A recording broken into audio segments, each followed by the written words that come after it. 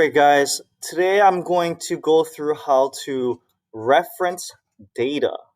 Okay, so in science, you really want to be unbiased. And to make your statements unbiased, there has to be evidence or data to support it. All right, okay, so to reference data, you first have to have tables and graphs. All right. However, when you're writing in science and you're making a claim, an opinion, you always have to have a reference. Okay. First off, how do you guys reference? You guys actually do it all the time. Okay. You guys state something and you cite your sources. Okay. For example, hold on, you don't scrap after school. Oh, you hear that? And you're like, oh, who said? You know? And your friend goes, oh, Keola said, bro. Yeah, yeah. And, like, if Keola is a reliable guy, then, obviously it makes the statement a lot more heavy than, if your friend said something like, hold on, you don't scrap after school. Who said? Oh, the teacher said.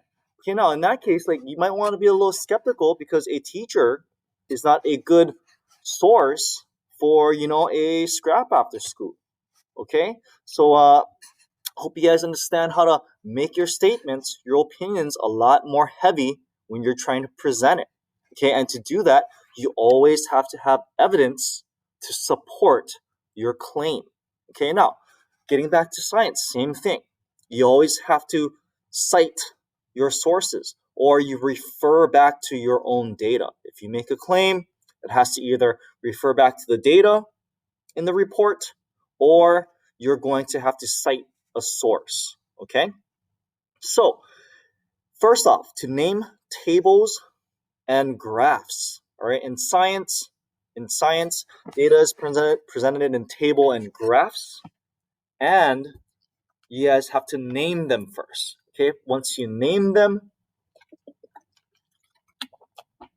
you can then refer back to them. All right, so make a statement and you refer back to the name of the table. Okay, now you always name tables table and number. Table and number. For example, if you have 5 tables on your lab report, okay, it'll be table 1, table 2, table 3, table 4, table 5. All right, and of course, when you make a claim, all right, or an opinion, you always refer back to which table you got the data from, so that the person that's reading your report will know where the data is from. Okay, and it makes the claim a lot more heavy. Okay, for example, okay, here's a table right here. The name of this table is table 1. Okay, the data in amount separated by period and if they get Mr. Young's jokes or not. Okay, now I'll make a statement. All right, in period 2, 24 students get the joke.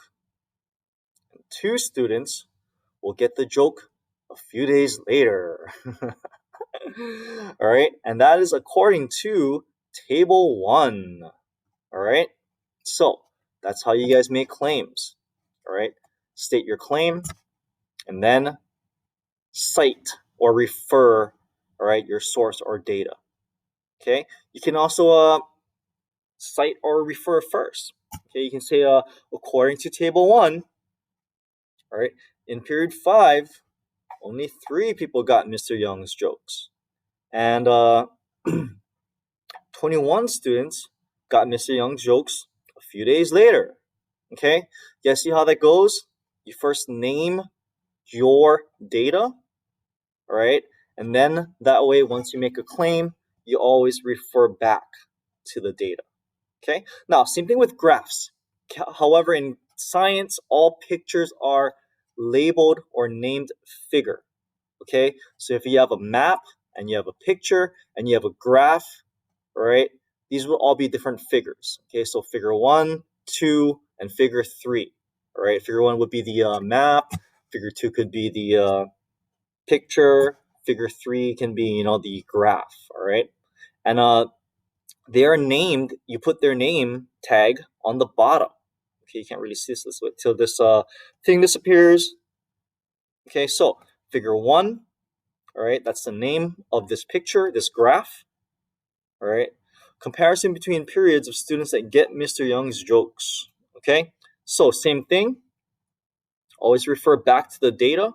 Okay, so if I'm using this evidence and I'm going to make a claim, I'm going to say something like, according to figure one,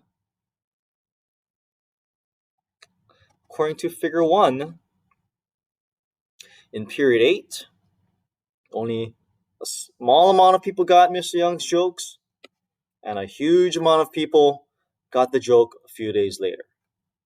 All right, or you can make claims between periods. Okay, um, in period 4, a lot of people instantly got Mr. Young's jokes, and compared to period 8, very few people got Mr. Young's jokes. And again, that's according to, okay, refer back to the data, according to figure 1. All right.